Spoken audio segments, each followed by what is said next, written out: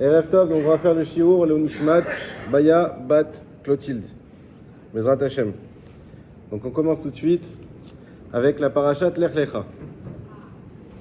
Mais avant de commencer dans Lech Lecha, on est obligé de regarder la fin de Noach. Exactement comme la semaine dernière, on voit que les Chachamim, ils ont fait en sorte que la parasha, elle commence toujours dans la parasha d'avant. Ça fait un lien, ça fait un chibour. On n'a pas des parachutes qui sont sectionnés avec des histoires complètement séparées. On a des parachutes qui sont liés les unes aux autres. Et comme ça, l'histoire d'Abraham, en réalité, elle commence à la fin de Noach, comme celle de Noach qui a commencé à la fin de Bereshit. L'histoire d'Abraham, elle commence avec une confrontation. Alors le Midrash, il nous raconte, on connaît tous ces histoires où Abraham, déjà depuis petit, il commençait à chercher Hachem et il regardait dans toute la nature.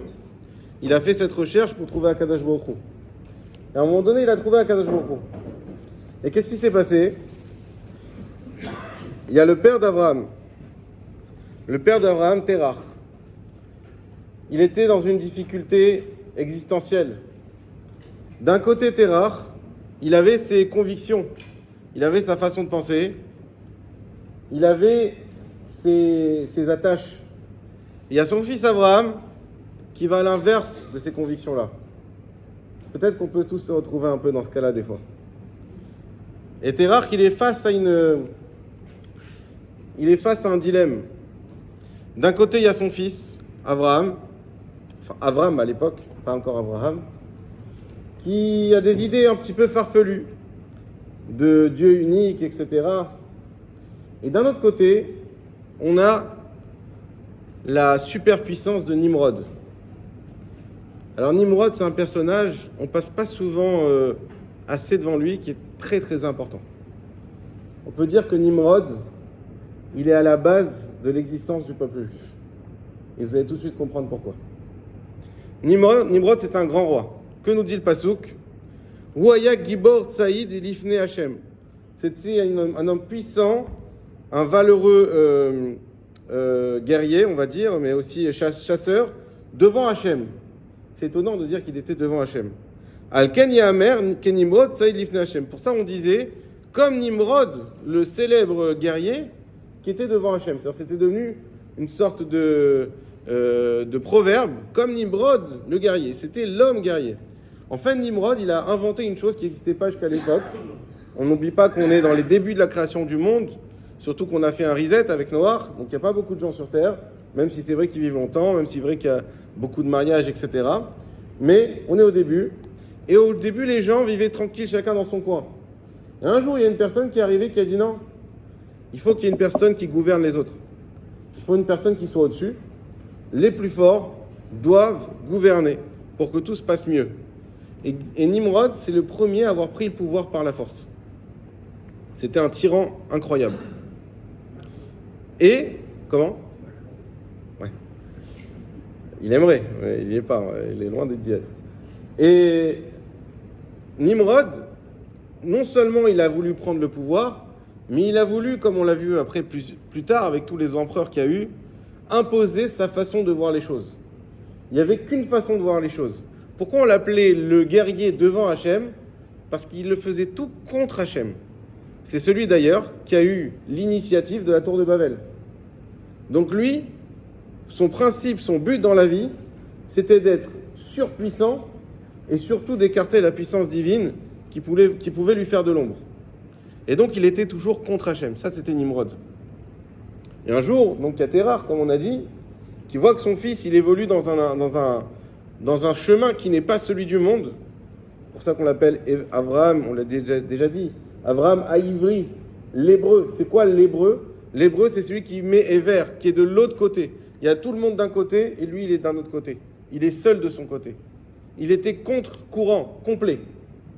Et face à la loi, Terach devait absolument signaler son fils auprès des autorités pour dire qu'il ne respecte pas la loi, il n'est pas contre Hachem. Et finalement, Terach a choisi cette voie-là. Et il dénonce son fils Abraham, sachant qu'il va être mis à mort. Bon, alors, il est dénoncé. Et là, Nimrod, il voit ce personnage si dangereux. Il voit tout de suite quelqu'un qui peut lui faire face, qui a une forte personnalité, qui a des fortes convictions, qui n'a pas l'intention de se soumettre. On nous appelle, vous savez, le peuple juif, Am Keshe Oref, le peuple à la nuque rude. On ne veut pas se soumettre, jamais. Abraham, il ne voulait pas se soumettre. Alors des fois, c'est pas toujours bien, mais on a quand même cette fierté. Et à ce moment-là, Nimrod, où ils habitaient à ce moment-là, Abraham et sa famille, à Ur-Kazim. Ur-Kazim, c'est le feu des Chaldéens. Pourquoi ? Parce que là-bas, il y avait une énorme fournaise, et vous connaissez tous l'histoire. Nimrod, il a dit à Abraham, c'est soit tu te plies à mes lois, soit tu décides de renoncer à tes principes, soit c'est la fournaise. Et à ce moment-là, il y avait Haran. Haran, c'était le frère d'Abraham, on reparlera de lui juste après. Et on lui a dit, mais toi, dis-moi, t'es plutôt tendance ton père ou tendance ton frère ? Il était un peu convaincu par Abraham, c'est son frère, donc forcément il était influencé par lui. Puis Abraham, il avait un discours solide. D'un autre côté, il y a il s'est dit, ça sent le roussi, ça sent le brûlé, on va dire. Donc il a un peu hésité. On a pris Abraham, on l'a jeté dans la fournaise. Et à ce moment-là, Abraham était dans la fournaise, sans brûler, sans rien du tout. Un pur miracle devant tout le monde. Et donc on l'a sorti, il a été sauvé comme ça. On reviendra sur Haran juste après. La question qui est posée, pourquoi Nimrod, il a ce mérite d'être cité dans la Torah ? D'ailleurs, Nimrod, vous vous rappelez, on avait fait des jeux de mots avec les prénoms la semaine dernière. Nimrod, ça vient de Marad. Marad, c'est quelqu'un qui se rebelle. Il avait ça dans le sang. C'était un rebelle d'Hachem. Alors pourquoi on n'a pas passé son nom dans l'oubli ?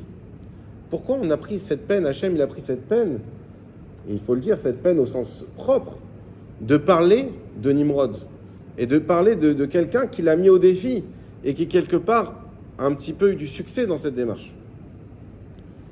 La raison, elle est comme ça.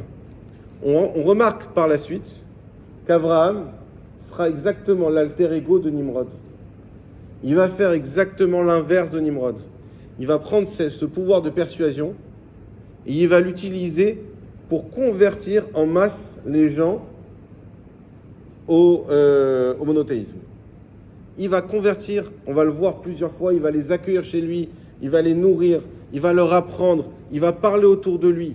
Quand il va descendre en Égypte, par la suite, on va le voir, chaque fois qu'il s'arrêtera dans une auberge, il leur parlera. Chaque fois qu'il rencontre quelqu'un, il lui parle de Dieu. Il va avoir exactement la même démarche que Nimrod.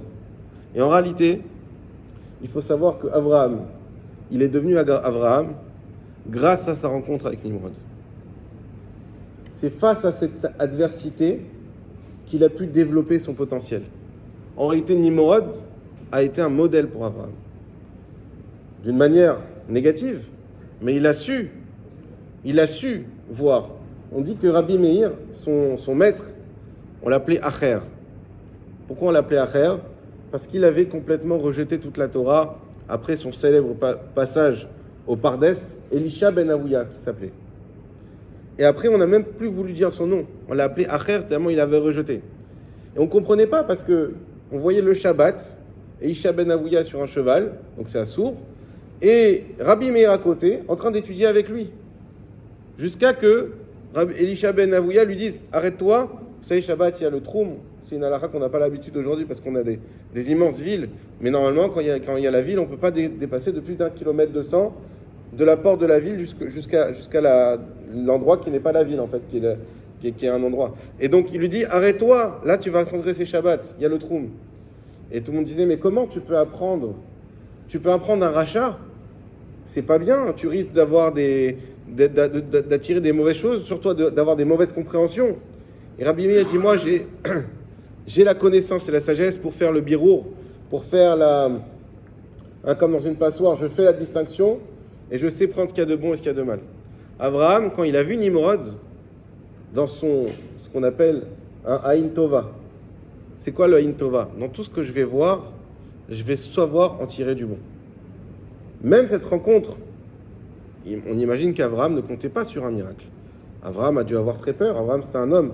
Vous savez, il y a beaucoup, quand on rentre dans les explications des fois des Midrashim et on rentre dans la Torah, il y a des fois des passages où on se dit il vaudrait peut-être mieux pas les lire. Parce qu'on apprend des défauts, des erreurs, des caractères qu'on n'imaginait pas. Chez Noavot, chez Moshe, chez Aaron, on trouve des choses comme ça. Et nous, dans nos esprits un petit peu, des fois, idéalistes, on imagine que ce sont des hommes parfaits, qui n'ont fait aucune erreur, qui n'ont rien à se reprocher. Mais pas du tout. Pas du tout, ce sont des hommes. Et Abraham, il devait avoir très très peur à ce moment-là. Mais il avait sa conviction. C'est pas parce qu'il n'avait pas peur qu'il y a été. C'est pas parce qu'il savait qu'il allait être sauvé. C'est parce qu'il a fait un choix clair. Ça, c'est la force de la rencontre avec Nimrod. Mais maintenant, son frère Abraham, qu'est-ce qu'il s'est dit? Rachid nous raconte. Il a dit, je vais voir ce que ça donne. Si Abraham, il s'en sort, je ne sais pas comment, mais s'il s'en sort, alors c'est qu'il avait raison, je vais suivre Abraham. Mais si Abraham finit par mourir, alors je me range du côté de Nimrod. Et donc, Abraham s'en est sorti, il a dit, moi, allez Abraham, je suis avec Abraham. Ok, à ton tour. Sauf que lui, il a brûlé. Au point que le pasuk nous dit, Vayamot Haran, al pene, terach aviv. Haran est mort à cause de son père. C'est pas son père qui l'a tué, c'est Nimrod. Oui, mais c'est parce que son père a dénoncé Abraham et que dans ce contexte-là, il a été lui aussi dans le bûcher. Donc pour ça, c'est à cause de son père Terach qui porte la faute et c'est pour ça que Haran est mort. Et ça, c'est aussi une leçon pour nous. Souvent, on est tous un peu pareils. Des fois, il y a des choix à faire, il y a des directions à prendre, mais on n'aime pas prendre des risques. On n'est pas toujours assez convaincu. On n'est pas toujours assez sûr de soi pour se dire est-ce qu'il faut que j'aille à gauche ou à droite? Est-ce qu'il faut que je suive ci ou ça? Il ne faut pas chercher notre intérêt dans nos choix. Il ne faut pas chercher à savoir là où je vais avoir le plus de bénéfices, là où je vais être le mieux reconnu, là où je vais... Non, tu dois choisir là où tes principes t'envoient. Et si c'est un endroit où tu seras moins bien loti, tant pis. Parce que tu seras toujours en accord avec tes principes. C'est ça qui fait d'une personne une personne entière, une personne bonne, une personne qui ne cherche pas forcément ses intérêts. Haran est là pour nous montrer cette contre-exemple. Attention, quand on fait nos choix, quand on prend nos décisions, il ne faut pas les faire de manière intéressée. Sinon, quoi qu'il en soit à la fin, qu'on gagne ou qu'on perd, on aura pris la mauvaise décision. Alors que si on le fait avec nos convictions, avec nos principes, en d'autres termes avec notre cœur, alors là on sera sûr que l'on perde ou que l'on gagne d'avoir fait la bonne décision et d'avoir fait le bon choix. Ça c'est le Haran. On n'est pas encore arrivé au cœur de notre sujet. Alors ensuite, le pasuk nous dit, alors nous on a l'habitude de dire l'Ech Lecha, c'est la paracha de l'Alia. On dit d'ailleurs l'Ech Lecha, c'est dire voilà, on part en Israël, Dieu a dit à Abraham, va vers Israël et voyage. Sauf que ce que tout le monde oublie, c'est que ce n'est pas Dieu qui a décidé d'aller en Israël. Et est-ce que quelqu'un sait qui le premier a eu la première fois l'idée d'aller en Israël, de rejoindre la terre d'Israël? Terach, bravo. Terach, ce même papa d'Abraham, qui avait indirectement jeté son fils au feu. Ensuite, qu'est-ce qu'il dit? Après cette histoire, on peut penser qu'il y a quand même un malaise familial. Eh bien, Terach, qu'est-ce qu'il dit à Abraham? Vaikar Terach et Abraham, Beno, Vet Lot ben Haran. Donc, Terach prend Abraham, son fils, et Lot, qui était donc le fils de Haran, donc qui était maintenant orphelin, donc il le prend sous son aile, Ben Beno, Vet Sarai Kalato, et Sarai sa bru, et Chet Abraham, la femme d'Abraham, Beno son fils, Vaetseu Itam, ils sont sortis avec eux, Meurkazim, de Urkazim, la Lechet, Artsa Kenan, pour aller en Israël. Et ça, c'est avant l'Ech Lecha. Il y a quelques commentaires qui disent que non, que c'est après l'Ech Lecha, et qu'on sait que la Torah n'est pas toujours mise dans l'ordre. Mais la plupart disent non, c'est avant l'Ech Lecha. Il y a différentes preuves qui sont ramenées d'ici et là. Je ne vais pas faire ça maintenant. Mais en tout cas, on va partir du principe que c'était avant. Et donc, on va suivre ces commentaires-là. Et donc, effectivement, Terach, c'est le premier qui a eu cette initiative de dire on va en Israël. La question, pourquoi? Qu'est-ce qu'il va faire Terach en Israël? L'autre question, mais alors quoi, Lech Lecha, c'est... Où on le place ce Lech Lecha maintenant qu'on sait que Terach, il avait déjà pris cette initiative? Et c'est lui qui a pris son fils et tout le monde avec eux, il a dit allez on y va, on fait l'Alia. C'est Terach le premier à avoir pensé à l'Alia. Alors qu'est-ce qui s'est passé? Il faut savoir que Terach, il a fait une teshuva complète quand il a vu ce qui s'est passé avec Abraham. Terach a tout regretté. Ils sont arrivés, ils ont fait après Urkazim, ils sont partis à Haran. C'est une autre ville qui n'est pas encore en Israël. Et de Haran, ils sont partis en Eretz Kenan, donc Eretz Israël. Sauf que à Haran, Terach, il est mort. Pourquoi? Parce que Dieu ne voulait pas, malgré tout, malgré sa teshuva, que ça soit lui qui soit aujourd'hui, sinon tout le monde dirait Terach, celui que Dieu a envoyé en Israël. Ça ne devait pas être à son nom. Ça devait être au nom d'Abraham. Et donc Terach, il est mort sur place. Mais c'est intéressant à savoir, parce qu'on ne le sait pas toujours, que c'est lui qui a eu le premier cette initiative. Maintenant, le passouk, il est un petit peu bizarre. Pourquoi? Il y a plusieurs anomalies que nos maîtres nous ramènent. La première, c'est quoi? On nous dit Ve'et Sarai Kalato. Donc, il a pris Abraham et Sarai, sa bru, et Chet Abraham, la femme d'Abraham, Beno, son fils. On a compris, on a identifié. Surtout qu'on a déjà parlé d'elle. Pourquoi cette insistance sur l'identité de Sarai? Et l'autre question, il y a écrit Vaetseu Itam. Ils sont sortis avec eux. On n'aurait pas dû dire ça, on aurait dû dire quoi? Ils sont sortis avec lui, Ito. Lui, il leur a dit venez, on va en Israël. Et eux, ils ont dit ok, on sort. Ils sont sortis avec lui, pas avec eux. Pourquoi on dit avec eux? De qui on parle? On croyait qu'on parlait d'un groupe qui suivait Terach, mais il semblerait qu'on parle d'autre chose. Les réponses sont les suivantes. En réalité, pourquoi on dit Itam? Déjà, pourquoi Terach il a eu cette idée? Comme il a fait Teshuvah, et il a vu qu'il y avait un danger à rester à côté de Nimrod, il a dit Nimrod, c'était le descendant de Ham, celui qui avait été maudit, le fils de Noach. Et ils étaient dans son territoire, ou Kazim, c'était le territoire de Ham. Donc il a dit, vu qu'on n'est plus les bienvenus là-bas, vu que mon fils avait raison, alors il faut qu'on développe cette idée de mon fils, ou dans notre territoire à nous, le territoire de Shem. Nous, on est descendants de Shem. Alors il faut qu'on aille en Eretz Israël, tout simplement. Donc effectivement, c'est pour ça qu'il a voulu aller là-bas. Maintenant, qui a validé cette initiative, qui a rendu ça possible? Abraham et Sarai. Donc c'est vrai que c'est lui qui a eu l'idée, mais comme c'est eux qui ont rendu ça possible, donc quand on dit qu'ils les ont, Itam, ils les ont suivis, c'est pas Terach qu'ils ont suivis, c'est Abraham et Sarai qui ont été suivis, et c'est pour ça qu'on dit ça au pluriel. Maintenant, pourquoi on insiste sur Sarai Kalato et Chet Abraham, Sarai Sabru qui était la femme d'Abraham? Alors ça, attendez avant de dire où, qu'on finisse ce cours. Sarai, pourquoi elle s'appelle Sarai? Parce que c'était une princesse. Ça vient du mot princesse en hébreu. Or, on aurait pu croire que Sarai, avec tout son caractère, on va le développer, avait, elle, le pouvoir de décision dans la famille. Or, le passouk vient nous dire, attention, si Sarai était effectivement une princesse, ça n'empêche que c'est Avram qui dirigeait. Et pourquoi on dit? C'est pour ça qu'on dit Sarai, la femme d'Avram. On la relie toujours à Avram. Et d'où on sait? Parce que même si elle c'était une princesse, Avram, qu'est-ce qu'il avait comme nom? Avram, c'est parce que Av Amon Goïm, de lui vont venir tous les peuples. Et donc il avait cette particularité par rapport à Sarai qui n'allait avoir que le peuple juif. Lui, il allait avoir tous les peuples. Donc il avait ce qu'on appelle, il était Ikar sur elle, sur la direction. Et les Chachamim nous disent, mais pourquoi on avait besoin de le dire? On nous dit parce qu'il y a un point autre où Sarai, c'est elle qui avait le dessus sur Abraham. Lequel est-il? Sarai, on l'a appelée juste avant, dans le passouk d'avant, elle avait un autre nom. Je trouve le passouk si j'arrive. Voilà. Iska. On l'appelle Iska. On dit qu'Abraham il s'est marié avec Iska. C'est qui Iska? Iska, ça vient de la même racine que le srach. C'est recouverte. Sarai était recouverte de la présence divine tout le temps.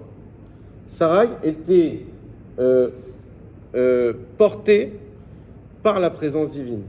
Et elle avait un pouvoir de prophétie qui était bien supérieur à celui d'Abraham.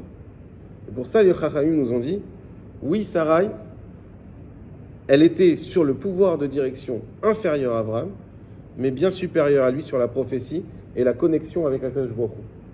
Et on le voit à plusieurs reprises. Tout ce que je vous le dis, je ne l'ai pas dit avant, c'est le Kli Yakar qui l'explique. Et il nous dit la chose suivante. On voit plus tard que Sarai, on va dire quoi? Kol asher tomar elecha Sarah, shema bekola. Beaucoup plus tard dans Vayera, on va voir que Dieu, Abraham a un dilemme avec Ishmaël, beaucoup plus tard. Il dit, mais qu'est-ce qu'on fait avec Ishmaël? Alors Sarah, à ce moment-là, elle dit, mais Ishmaël, je vois qu'il n'est pas bon pour Yitzhak. Yitzhak est déjà né, et Ishmaël, on voit qu'il s'amuse avec lui. Rachid nous dit, il le met comme ça derrière un truc, il joue avec lui aux fléchettes. Il dit, tu vas voir comment je suis fort aux fléchettes. Elle voit ça, elle dit, ouais, il a peut-être des petites envies meurtrières. Donc, c'était un concurrent. Et donc, elle dit, il faut la renvoyer. Abraham est très embêté à ce moment-là. On va voir qu'il n'était pas embêté avant. Mais là, à ce moment-là, il est très embêté. Pourquoi? Abraham, il aimait énormément Ishmaël. Au point d'ailleurs que quand Dieu lui a dit, tu vas avoir Yitzhak, il a dit, mais j'ai pas besoin d'Yitzhak. Moi, j'ai déjà Ishmaël. Que toutes les promesses que tu m'as dit passent par lui. Abraham adorait Ishmaël. Mais Dieu lui a dit, non, c'est pas lui. Il y a un autre qui va arriver. Et à ce moment-là, donc il avait du mal, Sarah qui lui dit de renvoyer Ishmaël et Agar, et Dieu qui dit à Abraham, Shema Bekola, écoute sa voix. Il faut savoir que le mot kol, ça fait référence à la voix d'Hachem. Ça fait référence toujours à la prophétie. Et donc, Shema Bekola, Rachid nous dit là-bas, Shema Bekola, parce qu'elle a les Medino Shaya Abraham, Tafel et Sarah, et excusez-moi, j'aurais voulu prendre les mots de Rashi, mais c'est pas grave. Et Shema Bekola parce qu'elle était habitée par la présence divine. Ça, c'est Sarai. Ce n'est pas tout. On va voir aussi plus tard l'histoire en Égypte. Vous savez qu'ils ont été en Égypte, Abraham et Sarai, parce qu'il y avait la famine. Et finalement, ils sont retournés d'Égypte riches. Il y a tout l'épisode avec Sarai, j'y reviens pas. Et à ce moment-là, Sarah se rend compte, après 10 ans passés en Israël, qu'elle n'a pas d'enfant. Or, elle sait que Dieu a promis à Abraham des enfants. Et là, pareil, qu'est-ce qu'elle se dit? Elle dit à Abraham quelque chose de très bizarre. Épouse Agar. Déjà, qui est Agar? Agar, elle n'existait pas avant. D'un coup, on voit qu'on parle d'Agar. Agar, c'était la princesse d'Égypte, la fille de Paro. Et quand elle a vu ce qui s'est passé en Égypte avec Abraham et Sarah, elle a dit, je préfère être l'esclave d'Abraham que la princesse en Égypte. L'esclave chez Abraham et Sarah. Et donc, elle est devenue l'esclave de Sarah. Très bien. Le passouk l'appelle à la fin de la Torah Ketura. Ketura, ça vient de Ketoret. C'est-à-dire les Ketoret, c'est la plus fine et la plus sainte offrande qu'on fait au Beth Amikdash. C'était une sainte femme, très sainte. Et on imagine, pour renoncer à la couronne, en tout cas à une famille royale pour pouvoir être esclave. Et ce qui se passe, c'est quoi? C'est que Sarah, elle voit qu'elle n'a pas d'enfant, et elle dit à Abraham, regarde, moi, tu n'as pas d'enfant avec moi, il faut que tu en aies, il y a un destin à accomplir, marie-toi avec Agar. Abraham, il est très hésitant, se marier avec Agar, il dit oui, elle insiste, et elle insiste auprès d'Agar. Le passouk nous dit Vatikar Sarai, elle a pris Agar. Quand on sait que quand c'est le mot kar, la kachat, ça veut dire convaincre. Comme on a avec Korach. Vaikar Korach, beaucoup plus tard, Korach, il va convaincre les gens de s'allier à lui contre Moshe Rabbeinu. Et donc exactement pareil, Sarah, elle va convaincre, elle va dire, Agar, regarde, tu as de la chance, c'est un homme extraordinaire. Si tu as une descendance de lui, c'est incroyable. Et ce qui se passe, donc elle réussit son coup, et finalement, Agar se marie avec Abraham. C'est important de dire qu'ils sont mariés. À l'époque, il y avait plusieurs façons d'être ensemble. Il y avait la cohabitation, il y avait le mariage, il y avait plusieurs façons, même d'après la halakha. Ils étaient mariés, et c'est Sarah qui a insisté pour qu'elle se marie vraiment. Et là, ce qui se passe, c'est qu'à peine mariée, elle tombe enceinte tout de suite. Et quand elle tombe enceinte, elle commence à se dire, si moi je tombe enceinte, c'est que le problème venait de Sarah et pas d'Abraham. Quand on dit problème, on ne parle pas de physiologique, on parle de scouyot, on parle de mitzvot. Et donc, c'est que Sarah, elle ne méritait pas d'être enceinte. Et donc, elle a commencé à dénigrer Sarah. Sarah, tout de suite, elle a vu ça, et elle s'en est pris à Abraham. Elle va lui dire quelque chose d'incroyable. Elle va lui dire, c'est dans le Tetzaïn,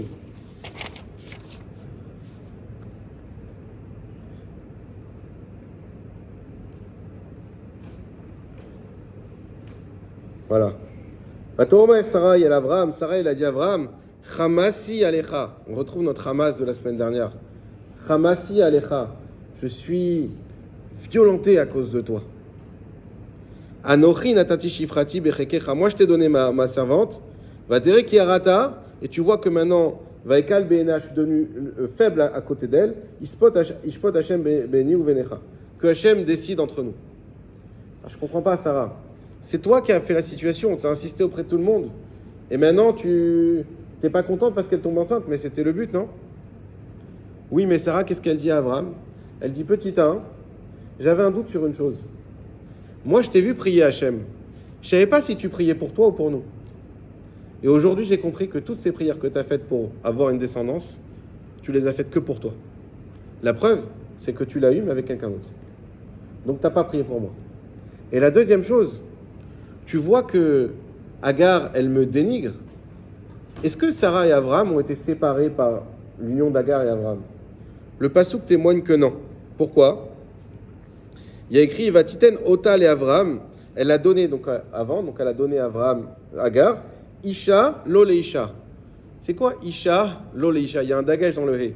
Isha c'est une femme, mais Isha le premier c'est pas une femme, c'est Ish Shela. Isha son mari. Ish Shela. Elle a donné son mari à une femme. Pourquoi elle dit mon mari? C'est rare de voir ça dans la Torah. Mon mari. Pour dire, elle est restée, cette épreuve quelque part, a soudé leur couple. Donc ils étaient très proches. Et qu'est-ce qu'elle reproche ici, Sarah à Abraham? Elle dit, comment tu vois qu'elle me dénigre et tu dis rien? Et tu restes silencieux? Je comprends pas. Tu me défends pas? Et sur ça, Hamasi, la frustration. On retrouve cette idée de frustration qu'on a développée la semaine dernière dans le Hamas de Noach. Ce Hamas, qui est aussi le Hamas du Lachon Hara, qui développe de la frustration. Peut-être l'un des pires sentiments. Et sur ça, encore une fois, qu'est-ce qu'elle dit Sarah? Elle dit, alors tu sais quoi? Tu veux rien dire? Demandons à Dieu. Demandons à Dieu. Qu'est-ce qu'il dit le Passouk? Il dit, non, mais elle est dans ta main. Et encore une fois, Vaishma Bekola, encore une fois, il a écouté sa voix. Donc on voit qu'Abraham avait une conscience parfaite des capacités extraordinaires de sa femme et avait compris que quoi qu'il arrive, sa femme, elle avait une connexion et un sens de la prophétie bien plus développé. À chaque fois qu'il faisait quelque chose, il écoutait Sarah. Il savait. Maintenant, la question qu'on peut se poser pour terminer sur la paracha, est-ce que cette aptitude était propre à Sarah ou est-ce qu'elle peut être liée à toutes les femmes? Les Chachamim nous disent une chose très importante. La femme et l'homme, donc qui forment le couple, ont des rôles tout à fait différents. Ça, on le sait bien. On est dans une époque où on essaye un petit peu de mélanger tout ça, chose qui n'est pas bonne du tout, parce qu'elle déséquilibre complètement les couples, ce qui fait qu'aujourd'hui, on sait que les couples ont du mal à tenir. Quand on ne trouve pas sa place quelque part, que ce soit dans un couple, que ce soit au travail, que ce soit dans une keïla, peu importe, là où on est en société, on a besoin d'avoir une place définie. Lorsqu'on a une place définie, on est capable d'être soi et on est capable de faire bien ce qu'on a à faire. Lorsqu'on est dans une place qui est indéfinie, lorsqu'on est dans une situation où on ne sait pas vraiment où se positionner, ça nous revient au frère d'Abraham qui ne savait pas comment se positionner. Il a mal fini. Alors à ce moment-là, on se retrouve dans une situation où on ne peut pas éclore, on ne peut pas développer notre potentiel et il y a un balagan qui commence à s'installer, un mélange, une confusion. Et cette confusion, elle ne peut amener que du mal. Donc dire que chacun a sa place, ce n'est pour enfermer personne, et dans n'importe quelle situation, on ne parle pas que des couples, ce n'est pas pour enfermer les gens dans des cases, c'est pour tout simplement que chacun puisse faire ce pourquoi il a été créé. Et de manière générale, chacun a évidemment une fonction individuelle et spécifique, mais on a aussi des fonctions générales et collectives. Et pour qu'une femme et un mari puissent vivre ensemble dans la cohésion sans avoir besoin de faire d'efforts, sans avoir besoin de faire face à beaucoup d'épreuves, alors chacun doit connaître sa place. Et la place qui est donnée ici par la Torah à la femme, elle est assez exceptionnelle. Dire que l'homme a une place prépondérante dans le pouvoir de décider dans le couple n'est pas quelque chose qui est là pour rabaisser les femmes, pas du tout. Et ce n'est pas quelque chose non plus qui augmente l'homme quelque part. C'est que chacun doit avoir sa façon d'agir dans le couple. Et la femme, quelle est sa façon d'agir? La femme, nous dit la Torah, elle est un réceptacle. La femme est représentée par la lune qui reçoit la lumière du soleil. Vu que la femme est un réceptacle, en tant que réceptacle, elle peut beaucoup plus facilement recevoir aussi la parole d'Hachem. L'homme aura beaucoup plus de mal à capter cette parole. La Gemara Brachot nous dit que tous les jours, Hachem parle au monde. Ce qu'on appelle une bat kol. Des bat kol, ce sont des voix célestes qui s'expriment dans le monde. Nous ne les entendons pas, mais elles sont là. Et les femmes ont cette capacité à ressentir. On parle de sixième sens. On parle de sensibilité. Les femmes ont cette capacité à recevoir. Mais quand est-ce qu'on peut recevoir? Quand on est d'accord de recevoir. Quand on a sa place de réceptacle. C'est à ce moment-là, si un verre, on le bouche, si une bouteille, on lui met un bouchon, elle ne peut plus recevoir. La femme, si elle décide de recevoir, elle prend sa place. Et en réalité, c'est comme ça qu'un couple doit fonctionner. Bien sûr, chaque couple avec ses spécificités. C'est la femme qui doit être la sensibilité et qui doit ressentir. Mais ressentir comment? Pas avec des peurs, pas avec de la jalousie, pas avec de la colère. Elle doit ressentir avec son cœur dans la plus parfaite sérénité. Lorsqu'on est serein, on prend les meilleures décisions. La femme, lorsqu'elle décide de prendre sa place, à ce moment-là, elle est en connexion avec Hachem d'une manière beaucoup plus claire et directe. C'est pour ça que la femme n'a pas toutes ces mitzvot que nous avons nous. Parce que nous avons besoin de beaucoup plus de câbles pour pouvoir se connecter avec Akash Baruch Hu. Et l'homme doit prendre sa place dans la maison. Sinon, lui aussi, il ne pourra pas s'exprimer. Lui aussi, il ne pourra pas mener son foyer là où il faut le mener. Comment les enfants vont percevoir ce foyer où ça va dans tous les sens? Comment eux-mêmes vont être dans leur tête complètement ordonnés? Et ça, on l'apprend de... Il faut savoir qu'Abraham et Sarah, c'est un modèle de Shalom Bayit. On va le voir plus tard. Lorsque Sarah va parler avec Dieu, et Dieu va lui dire, tu vas avoir un enfant, vous savez, c'est à la fin de la paracha. Elle va dire, mais c'est pas possible, déjà c'est fini, j'ai plus mes menstruations, donc je peux plus avoir d'enfant. Et à part ça, j'ai presque 100 ans, c'est pas possible. Et mon mari, il est âgé, mon mari. Et quand Dieu va dire à Abraham, tu sais, tu vas avoir un enfant, et dis à ta femme qu'elle s'inquiète pas, même si elle est âgée, c'est pas grave, elle aura un enfant. Elle dit, mais non, mais elle a pas dit que c'était elle a dit que c'était lui qui était âgé. Oui, mais Dieu, il a enveloppé les choses pour pas faire de problème de Shalom Bayit. On voit aussi que lorsqu'on va choisir la prochaine femme, la prochaine mère du peuple d'Israël, ça va être Rivka. Comment on va savoir que ça va être elle, celle qui va épouser Yitzhak? Parce qu'elle va réussir à perpétuer la voix de Sarah. Sarah, elle avait une nuée de gloire autour de sa tante. On n'imagine pas. C'est-à-dire que ce qu'il y avait dans le désert pendant 40 ans, le miracle incroyable qui venait par le mérite de Aaron, elle l'avait par elle seule dans sa tente constamment.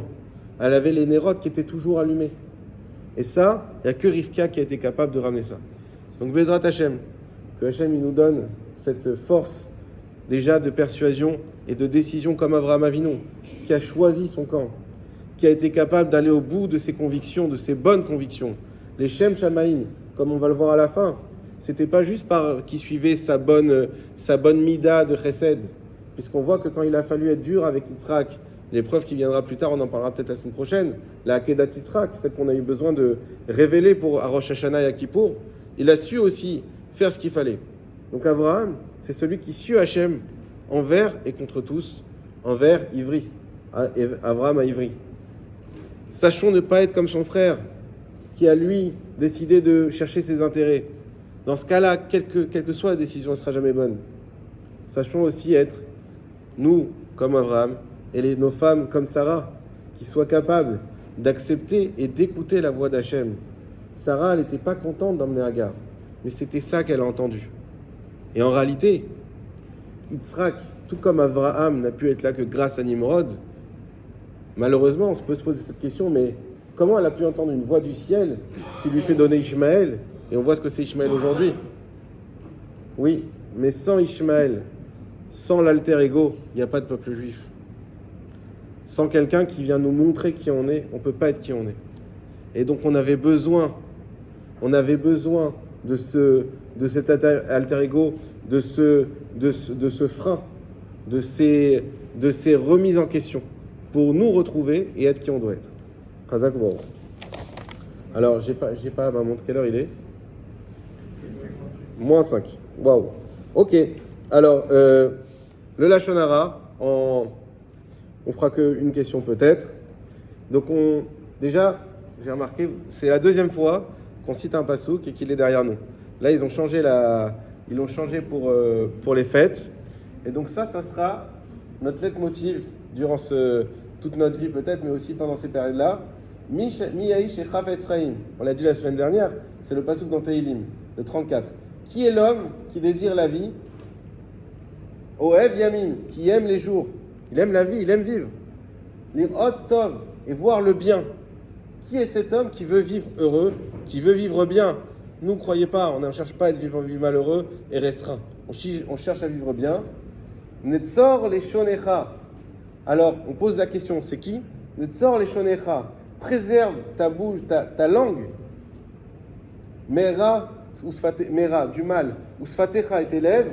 Midaber mirma, de paroles perfides. La seule manière d'être heureux, la seule manière d'arriver aux plus belles choses, c'est le Lachon Hara. C'est les bonnes paroles, le Dibur Tov. Et le Lachon Hara, c'est ce qui empêche d'y arriver. Alors, la semaine dernière, on va déjà donner plusieurs indications là-dessus. La question qu'on va poser, donc l'unique question qu'on posera ce soir, est-ce que quelqu'un peut donner des exemples de Lachon Hara dans la Torah? Et on va essayer de les faire de manière chronologique. Donc, quel était le premier Lachon Hara de la Torah? Myriam, bien avant. Le Nachash. Chazak ou Baruch. Alors, pourquoi le Nachash? Pourquoi le Nachash? Qu'est-ce qu'il a fait comme Lachon Hara?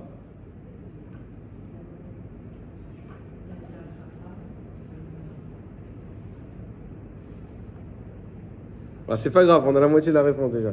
Effectivement, le serpent. Qu'est-ce qu'il a dit à Chava? Il a dit à Chava, tu sais pourquoi tu ne dois pas manger de ce fruit? Parce que Dieu, il ne veut pas que tu sois aussi fort que lui et que tu connaisses le bien et le mal. Donc le premier Lachon Hara de la Torah, c'était très tôt, c'était le serpent, d'où l'expression, la langue de serpent ou de vipère. C'était le serpent qui a dit du Lachon Hara sur Akadosh Baruch Hu directement. Ensuite, quel est le deuxième exemple de Lachon Hara qu'on a dans la Torah? Et donc, excusez-moi, c'est quoi la conséquence de ce Lachon Hara-là? C'est la mort dans le monde. Donc on voit que ce Lachon Hara a amené la conséquence, la mort dans le monde. Deuxième Lachon Hara. Pourquoi la mort dans le monde? La mort, parce qu'à cause de ça, elle a mangé du fruit, Adam, et ils n'ont pas pu vivre éternellement. Donc la mort n'existait pas avant, elle est arrivée à cause de ça. Deuxième, Caïn, non. Enfin, j'ai pas ça en tête. Non, ça, c'est pas moqué d'Abraham. Oui, c'est pas dit Lachon Hara, c'est pas moqué, c'est une réalité, il était âgé, c'est tout. Ah, juste avant, Yosef, pas les frères. Les frères, ils l'ont vendu, ils ont pas fait de Lachon Hara. Yosef lui-même, qu'est-ce qu'il a fait, Yosef? Il a été voir son père, Il a dit, les frères, ils font des avérotes toute la journée. Alors lui, toutes les questions, pourquoi il a vu ça comme ça, etc. Mais il a été voir son père, il a dit, non, et c'est pour ça qu'il le détestait. On avait fait le cours là-dessus l'année dernière. C'est pour ça qu'il le détestait. Et donc, qu'est-ce qu'il a amené sur la Lachon Hara? L'exil. On est arrivé en Égypte à cause de ça. À cause de ça, ça a été le déclencheur qui l'ont haï, qui l'ont vendu, et que Yaakov a finalement fini avec ses enfants en Égypte. Donc ce Lachon Hara, les Chachamim nous disent, c'est la base de l'esclavage, de la galoute. Donc on voit la mort, la galoute. Troisième, c'est facile. Myriam. Alors elle, c'est spécial.